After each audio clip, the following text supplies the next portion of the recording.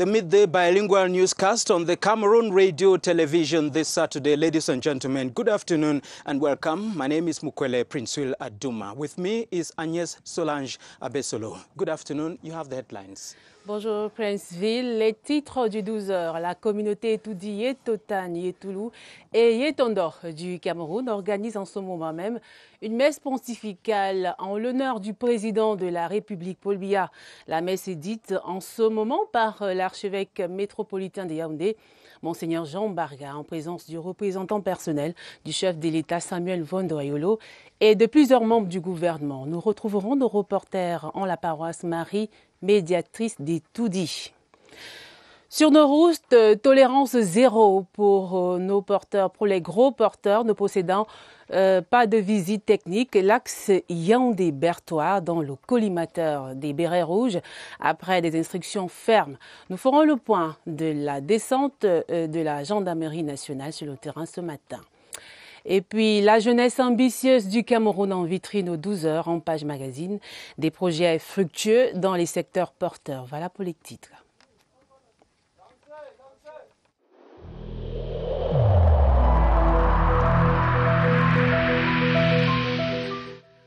Je vous exhorte de nouveau à porter vos masques, à vous laver régulièrement les mains et à faire appel à un médecin ou à tout autre personnel de santé au cas où des symptômes apparaissent.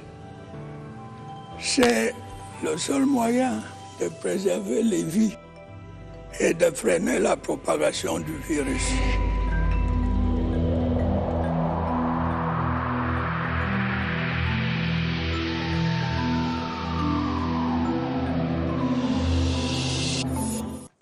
We open this newscast where the Chadian Minister of Infrastructure and his Cameroonian counterpart have been talking about harmonizing taxis on the Chad-Douala-N'Djamena corridor linking the two countries. That discussion took place in Yaoundé yesterday, and Beatrice Ngum was our lady on the beat. Her report.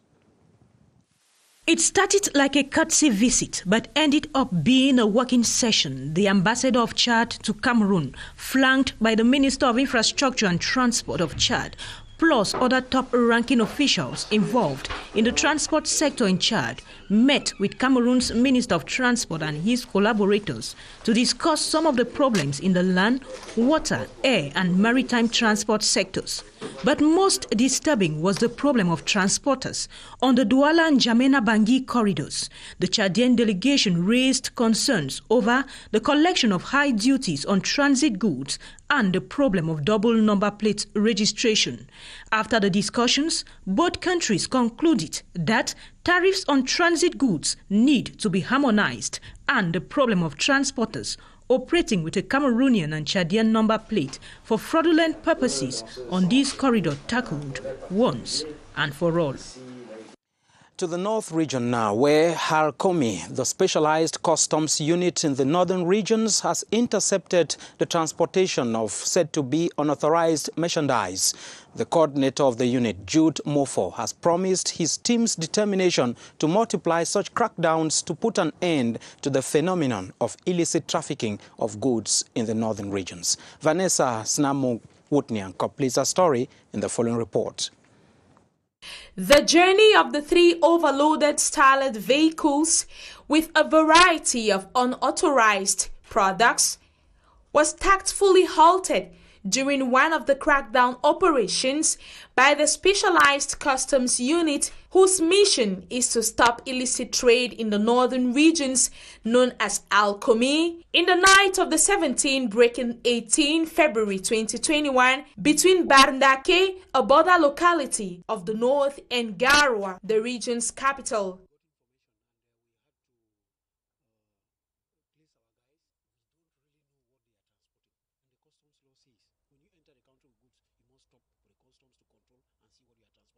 The senior divisional officer of Benue, Umaru Hamman Wabi, has lauded the efforts of the customs to stop smuggling, reiterating the need for the scrupulous respect of the ban on the movement of small vehicles in the north signed recently by the governor. While calling on the population to collaborate in the fight against contraband goods, officials of Alcomi in Garwa have promised to multiply such actions in order to preserve the health of the population and that of the region's economy. The foundation stone for the maiden center of the Cameroon Red Cross movement in the West region has been laid in Fumban. The center, intended to accommodate internally displaced persons and the underprivileged, is expected to facilitate the mission of the movement, whose president, Cecile Akamemfumu, mobilized administrative authorities in the noon for the ceremony. Ngu Henry reports from the West. The multi-purpose center for the Cameroon Red Cross will be constructed in the Koibi neighborhood in Fumban, Nun Division. It will be the maiden center of the movement in the West region. The foundation stone was laid by the president of the Cameroon Red Cross, Cecile Akamemfumu, has said it will serve as an accommodation center for internally displaced persons and the vulnerable people in the Nun Division. The structure will be constructed on some meters. The piece of land was offered by the Sultan of the Bamums, Senator Ibrahim Bombon Joya. Cecile Akamemfumu has expressed gratitude to the Sultan for the gesture.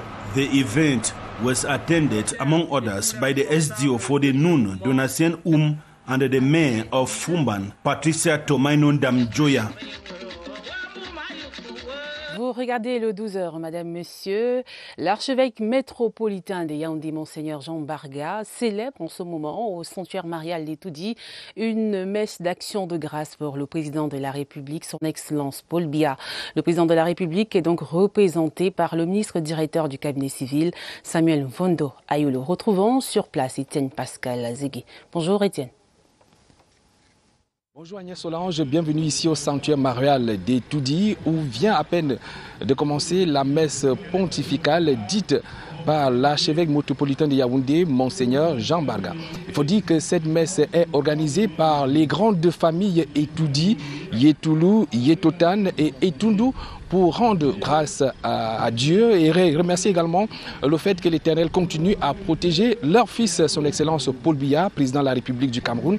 Et pour la circonstance, le chef de l'État est personnellement représenté à cette messe pontificale par le ministre directeur du cabinet civil, Samuel Mvondo Ayolo. Il faut dire que l'archevêque métropolitain est accompagné d'un collège évêque. On a reconnu Monseigneur Ndiokala et Monseigneur Christophe Zoa. Voilà donc et d'autres évêques et prêtres qui accompagnent l'archevêque métropolitain pour la célébration. Comme vous pouvez d'ailleurs le voir en arrière, toutes les communautés de ces peuples Etundu, Yetoulou, Yetotan et Etoudi sont venus donc ici en masse pour rendre gloire à Dieu. Depuis le sanctuaire marial d'Etoudi, Étienne Pascal Azégué, à vous le studio, Agnès Solange. Merci Étienne Pascal Azégué. Une messe pontificale a également été dite à l'Est Cameroun où l'élite de ce côté-là a fait une messe pour remercier le président de la République. Dernièrement. 5 prêtres pour élever les remerciements vers le ciel. Et l'homélie du jour, inspirée de l'évangile selon Saint Jean, porte sur l'amour. Nous invitons tous les fils et filles de cette contrée à s'aimer et à prendre au sérieux la confiance qu'on leur fait.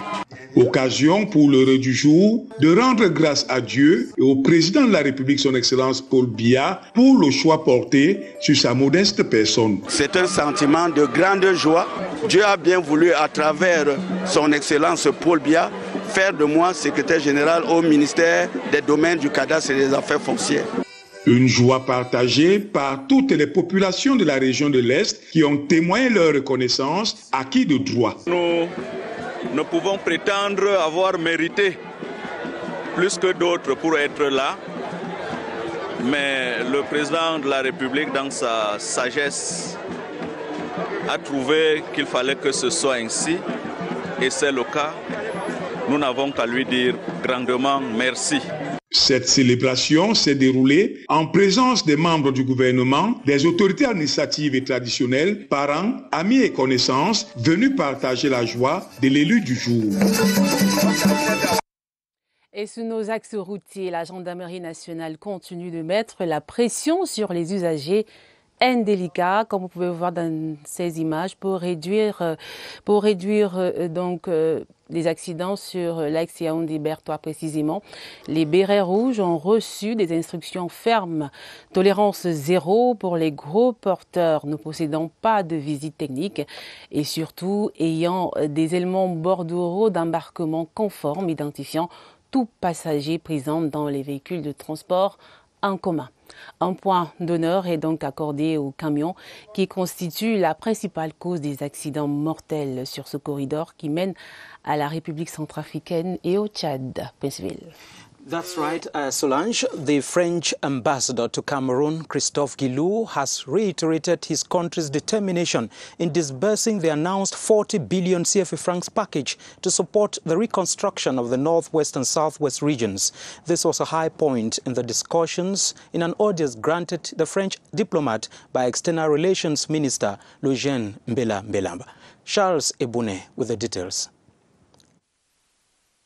A few days ago, a summit to combat terrorism in the Lake Chad Basin Commission area and the Sahel was held in Chad with the virtual participation of the French President Emmanuel Macron, one of the key actors of the fight against terrorism in this area, and Cameroon being one of the countries hit by terrorism in this zone.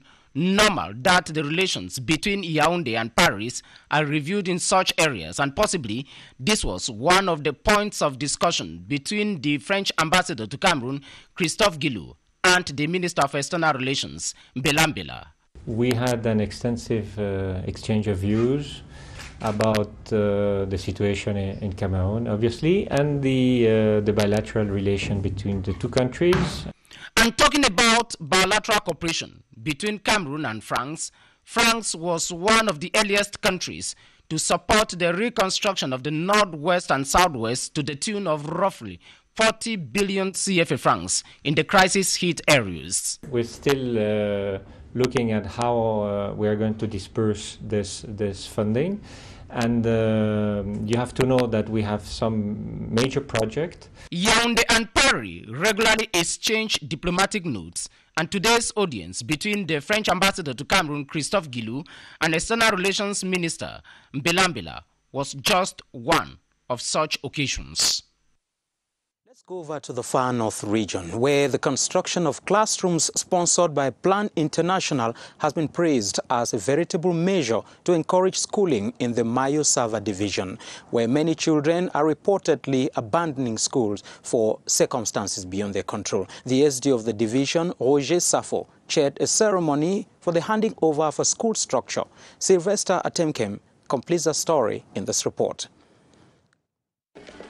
Since 2014, the Lake Chad Basin has been facing security crisis caused by the terrorist sect Boko Haram. As part of their humanitarian response, Plan International, through financial support from the German Federal Ministry for Economic Cooperation and Development, BMZ, has been on the field to salvage the plight of these affected communities through construction and equipment of schools. We choose Bonderi because here we have two types of activities.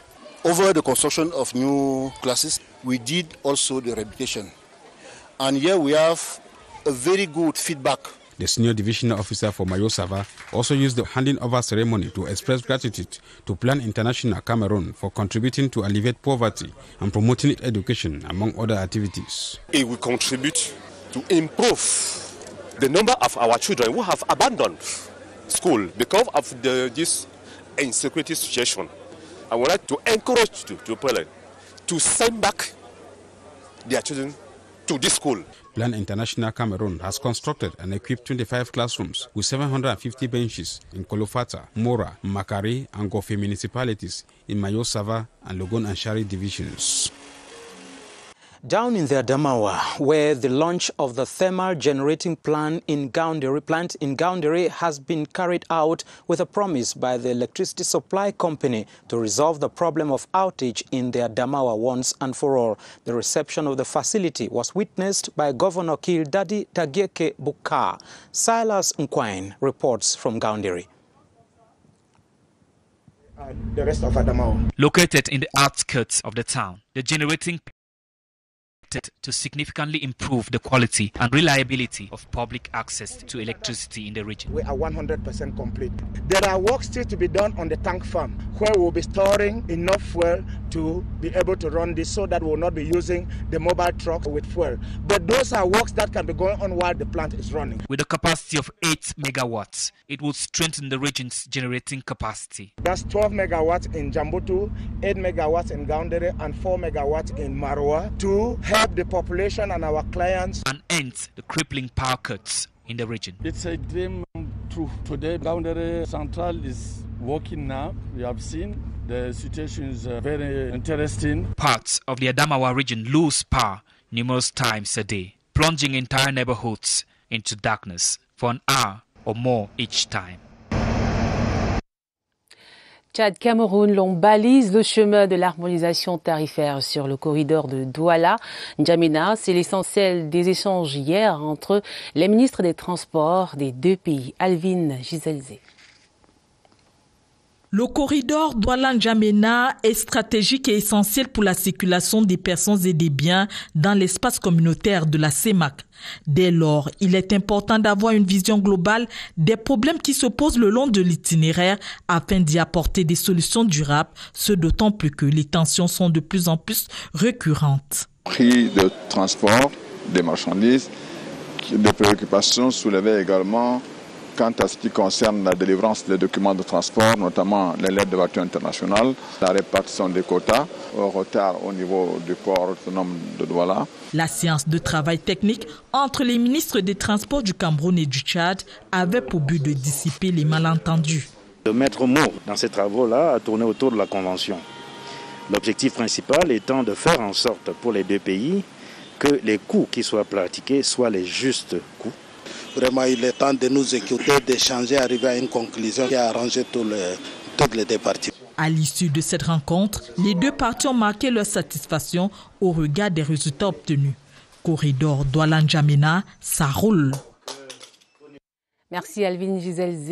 Et sur le plan agricole, une session du comité d'évaluation des engrais s'est tenue hier à Yaoundé, surtout depuis vendredi. C'est pour une plus grande utilisation des engrais dans les exploitations agricoles du Cameroun. Confirmation avec Joël Igor Abanda. La tenue de ces premières sessions de l'année 2021 met un terme à la tolérance administrative jusque-là observée pour l'exercice dans le sous-secteur engrais au Cameroun. Le comité d'évaluation des engrais créé le 29 août 2019 fixe désormais les conditions de commercialisation des engrais au Cameroun. Le sous-secteur a beaucoup évolué dans le sens d'imposer une certaine réglementation à l'utilisation des engrais parce que c'est un domaine extrêmement délicat. Pendant 3 jours, les experts des 10 départements ministériels techniques du Minader et l'ANOR vont délibérer sur 89 dossiers de demande d'autorisation de mise sur le marché introduits par les opérateurs économiques du sous-secteur. Avant cette réunion, il y a eu les essais sur les engrais et les différentes cultures et les résultats de ces essais ont été évalués. À travers cet instrument, le ministère de l'Agriculture et du Développement rural opérationnalise la modernisation de l'agriculture. Le Cameroun fait ainsi son entrée dans le cercle des nations disposant d'une commission d'homologation des engrais en Afrique. Et dans le même temps, à Ebolova, dans le sud, le ministre de la décentralisation explique les nouvelles options gouvernementales en matière de gouvernance locale. Georges Ilanga-Obum a échangé hier vendredi avec les maires d'arrondissement et les maires des villes. Charles Lebon, Noésso, CRTV Sud. Les graines de la décentralisation germent dans la région du Sud. Les responsables en charge du suivi de la politique gouvernementale en la matière se sont retrouvés pour un temps d'évaluation à Ebolova. Occasion pour le ministre de la décentralisation et du développement local d'expliquer les nouvelles orientations gouvernementales sur la question. Notre perspective au cours de cette séance de travail était d'avoir un échange avec les maires sur l'appréciation et la compréhension qu'il fallait avoir du Code général des collectivités territoriales décentralisées, les capacités qu'ont les maires à faire bon usage de la dotation de 100 millions de francs qui est allouée à chaque maire au titre de la dotation générale de la décentralisation sur ce qu'est la tutelle au sens de la loi et sur le type de relation que les maires doivent entretenir avec les autorités administratives. Au bout de l'échange, les différentes parties prenantes répondant de la gouvernance locale rentrent outillées.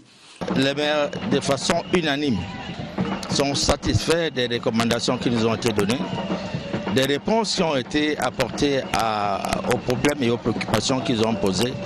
Ainsi donc, les assises des Boulova auront permis de marquer un point supplémentaire pour l'ancrage du développement local impulsé par le chef de l'État. Newly appointed officials in the Ministry of Social Affairs have been urged to commit themselves in bettering the conditions of vulnerable persons in the country.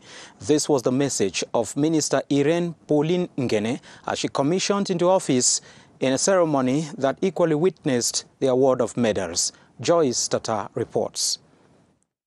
The Ministry of Social Affairs welcomes 20 newly appointed to various central services for a more efficient output.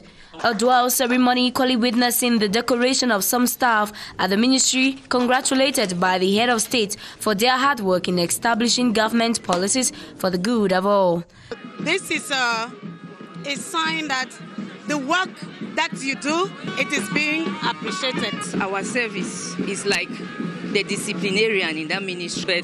With my collaborators and with the help of God, I will deliver the goods. Minister Pauline Irene Ngene of Social Affairs seized the occasion to encourage them, reinforce and ameliorate the living conditions of old persons, handicapped, indigenous people and underprivileged children while meeting their fundamental needs. The tireless pursuit of excellence in everything leads to success.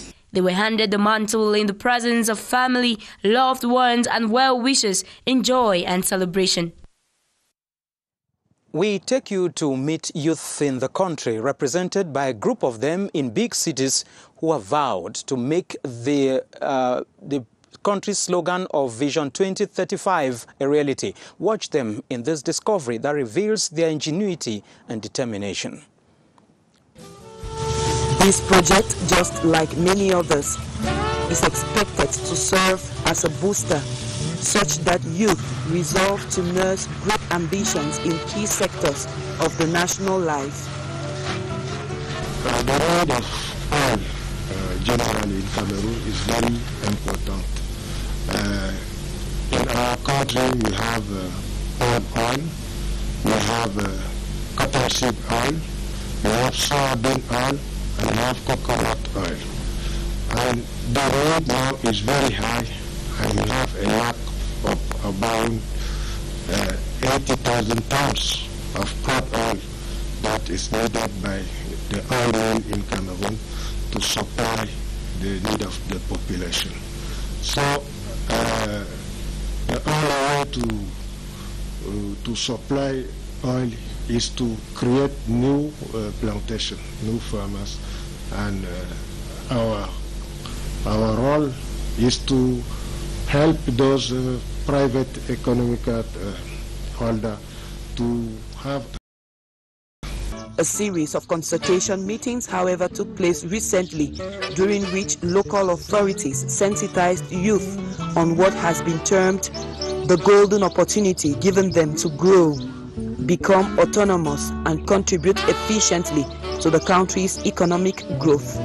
We are going to start with 1,500 hectares of plantation from the first year, and the second year we are going to double the number by 2. It means that we are going to have around 3,000 hectares of plantation, and the third year we are going to have 4,000 hectares, and from the fifth year we are going to maintain a cap of 5,000 hectares till the end of the project. We are going to need in this project for the plantation only 6,000 people, and we are going to create also indirect employment, which we estimated around 15,000. In the meantime, feasibility studies on the social and environmental prospects of the agricultural sector are being carried out by competent authorities. Une belle initiative. Et dans la région du Nord, les marchandises de la contrebande interceptées et saisies par la douane ont été présentées à la presse cette semaine. Il s'agit des véhicules de marque Starlet, à l'intérieur desquels étaient dissimulés des produits commerciaux. Ousmane Sanda nous en parle. Ces 3 Starlets remplis de marchandises ont été interceptés dans la nuit du 17 au 18 février 2021 sur l'axe Barndake-Garoua. De bons points à mettre à l'actif des éléments de la douane camerounaise déployés dans le cadre de l'opération Halte au commerce illicite. Les marchandises venaient d'un pays voisin et nous avons eu le renseignement. On a donc tendu l'embuscade quelque part en brousse. C'était l'axe Barndake-Garoua. Et quelques heures plus tard, donc à minuit 14, ils ont tombé dans notre filet. Le préfet du département de la Benue, tout en félicitant les responsables de la douane et les éléments de la RMIA 3, réitère que l'arrêté régional interdisant la circulation des petites starlettes dans le nord reste en vigueur. Cette opération est essentielle dans le cadre de la lutte contre la contrebande. Vous avez vu ces marchandises. Ce qu'ils transportent là, même certains camions ne peuvent pas porter autant de marchandises. Et vous vous souvenez également, l'année dernière, monsieur le gouverneur avait pris un arrêté régional interdisant donc la circulation des petits véhicules Starlet. L'arrêté est toujours en vigueur et nous continuons à nous battre contre ce phénomène. Il faudrait donc que les uns et les autres prennent des dispositions pour que ceux qui circulent à nouveau avec ces soient interceptés et mis en fourrière. La douane camerounaise, mobilisée et déterminée sur le terrain, dans la saisie des marchandises, de la contrebande et du commerce illicite. Il y va de la préservation du tissu économique dans la région du Nord. Voilà qui est dit. Et en sport, la qualification Afro-Basket 2021. La deuxième journée de compétition a débuté il y a 1 heure environ avec l'affiche Côte d'Ivoire, Guinée équatoriale. Le Cameroun vainqueur sur tapis vert hier face aux Équato-Guinéens affronte la Guinée cet après-midi à partir de 17h. Retrouvons tout de suite notre reporter Robert Badjek en direct des Palais des Sports pour d'autres précisions. Bonjour Robert.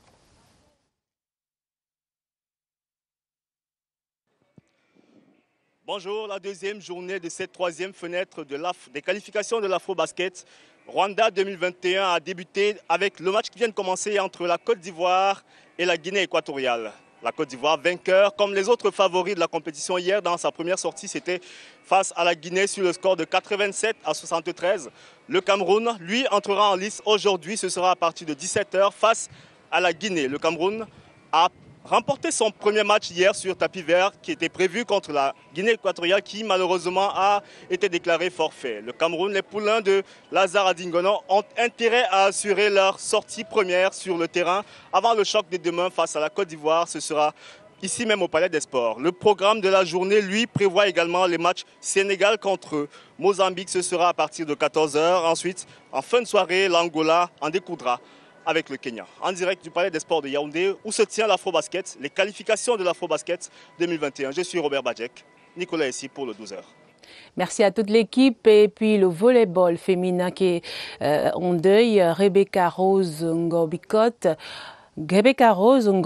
donc ancienne capitaine de l'équipe nationale, a tiré sa révérence mercredi dernier des suites de maladie. Monique Félicité Trenk évoque dans le parcours de cette lionne qui figurait parmi les 10 meilleures mondiales de son époque.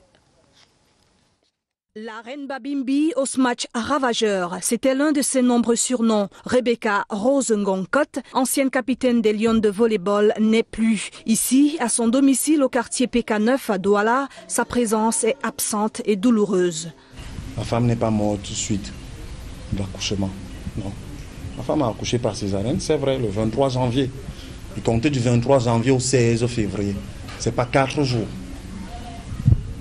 Et elle est sortie de l'hôpital et s'est rendue à la maison. D'où elle a eu un malaise et tout, on est reparti à l'hôpital. Elle a fait de nombreux jours qu'elle a pu faire là avant de trouver la mort. Matteo, son fils aîné, a trouvé le courage d'aller à l'école. Ses filles, Maëlie et Danaël, ne comprennent pas encore. La Benjamine, Roxane Dorothée, est née 3 semaines avant la mort de sa maman. Aujourd'hui, Rebecca laisse un grand vide son départ si brusque nous fait mal. Quand je regardais ma sœur à la télé, j'étais fier. J'étais très fier. Excusez-moi. Rose Rebecca Ngonkot, 37 ans, a honoré le Cameroun et sa famille par sa riche carrière. C'est une légende en fait qui s'en va. 3 fois championne du Cameroun. Elle est vice-championne de France. Elle revient, elle est vice-championne olympique avec l'équipe nationale. Elle a été quand même décorée plusieurs fois par le chef de l'État. Internationale camerounaise au sourire enchanteur, enchantera pour toujours les mémoires. Our heartfelt condolence to the family of the departing athlete. Solange and I are back tomorrow, same time, midday. Good afternoon. Good afternoon, Solange. Good afternoon.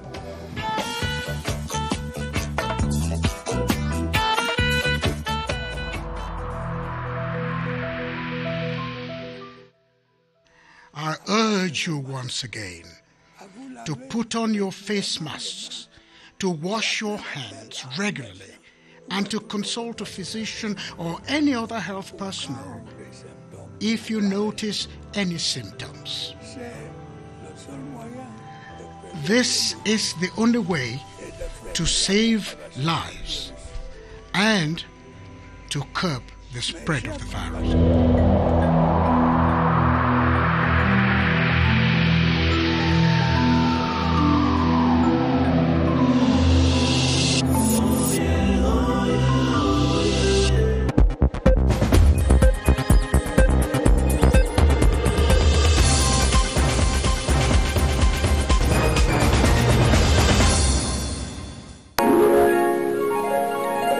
CRTV News, ici, toute l'info.